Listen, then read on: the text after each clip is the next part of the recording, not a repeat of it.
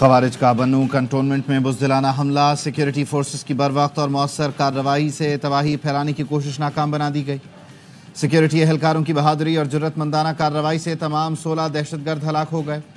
ہلاک خارجیوں میں 4 خودکش بمبار بھی شامل تھے۔ حملہ آوروں نے دھماکہ خیز مواد سے بھری 2 گاڑیاں دیوار سے ٹکرائیں۔ ISPR کے مطابق کارروائی کے دوران 5 اہلکار بہادری سے لڑتے ہوئے شہید ہوئے۔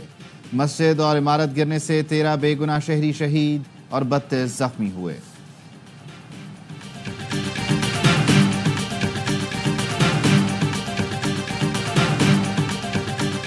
Tonight I am pleased to announce that we have just apprehended the top terrorist responsible for that atrocity, and he is right now on his way here to face the swift sword of American justice. And I want to thank especially the government of Pakistan for helping arrest this monster.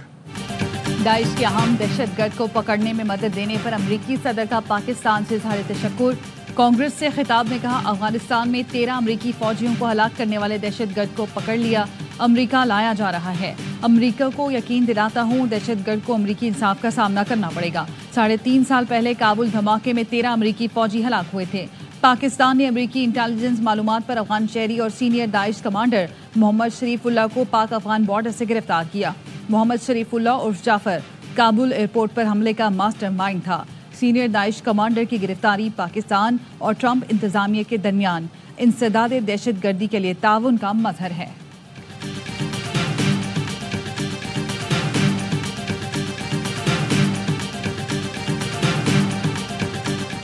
وزیر اعظم شہباز شریف کا امریکی صدر سے اظہار تشکر، کہا Donald Trump نے انسداد دہشت گردی کے لیے پاکستان کے کردار اور حمایت کو تسلیم کیا۔ ہم نے ہمیشہ انسداد دہشت گردی کے لیے اہم کردار ادا کیا۔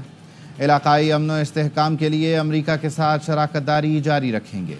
پاکستان سے دہشت گردی کے ناسور کو جڑ سے اکھاڑ پھینکنے کے لیے پرعزم ہیں۔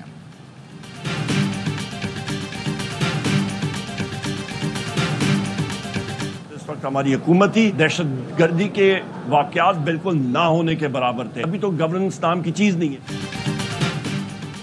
ہماری حکومت ہی تو دہشت گردی نہ ہونے کے برابر تھی، اب گورننس نام کی کوئی چیز نہیں۔ اپوزیشن لیڈر عمر ایوب کی گفتگو۔ وزیر اعلیٰ خیبر پختونخوا نے کہا، دہشت گردی صرف خیبر پختونخوا نہیں پورے ملک کا مسئلہ ہے۔ ہماری حکومت میں دہشت گردی کا مکمل خاتمہ ہوا تھا۔ کرم میں امن خراب کرنے والے دہشت گرد ہیں، ان کو نہیں چھوڑیں گے۔ کرم میں سڑک کی مکمل حفاظت کے لیے اقدامات کر رہے ہیں۔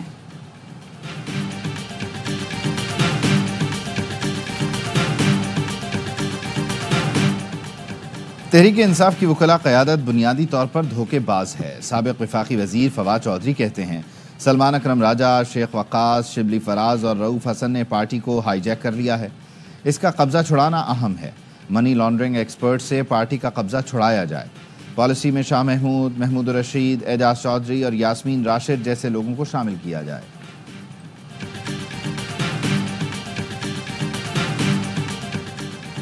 چیمپئنز ٹرافی کا دوسرا سیمی فائنل، نیوزی لینڈ کی جنوبی افریقہ کے خلاف ٹاس جیت کر قذافی اسٹیڈیم میں بیٹنگ۔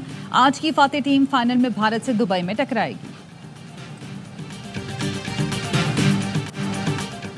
آرمی ایکٹ میں ملٹری ٹرائل کے لیے مکمل پروسیجر ہے، جس میں بنیادی حقوق کو تحفظ فراہم کیا گیا ہے۔ پروسیجر پر عمل نہ ہونا الگ بات ہے۔ پروسیجر پر عمل نہ ہو تو پھر اس کی دستیابی کا کوئی فائدہ نہیں۔ جسٹس محمد علی مظہر کے سویلینس کے ملٹری ٹرائل کیس میں ریمارکس، کہا ملٹری کورٹ پر ایک اعتراض یہ ہے کہ ملٹری ٹرائل غیر جانبدار نہیں ہوتا۔ دوسرا اعتراض قانونی تجربہ نہ ہونے کا لگایا گیا۔ آپ ملٹری کورٹ کو عدلیہ تسلیم کرتے ہیں تو اس کے نتائج کچھ اور ہوں گے۔ ملٹری کورٹ جوڈیشری ہے تو پھر وہ عدلیہ ہے۔ جسٹس منیب اختر نے ملٹری کورٹ کو عدلیہ نہیں لکھا۔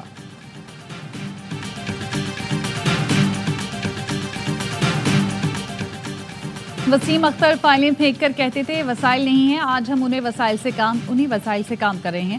شہر میں کام ہوتا نظر آ رہا ہے۔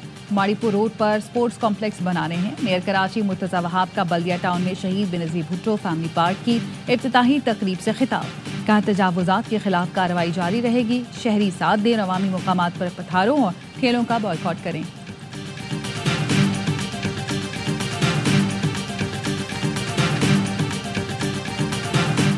لاہور ہائی کورٹ کے 4 نئے ایڈیشنل ججوں نے حلف اٹھا لیا۔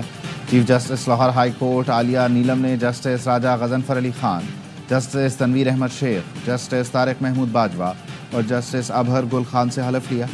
لاہور ہائی کورٹ میں ججوں کی تعداد 47 ہو گئی۔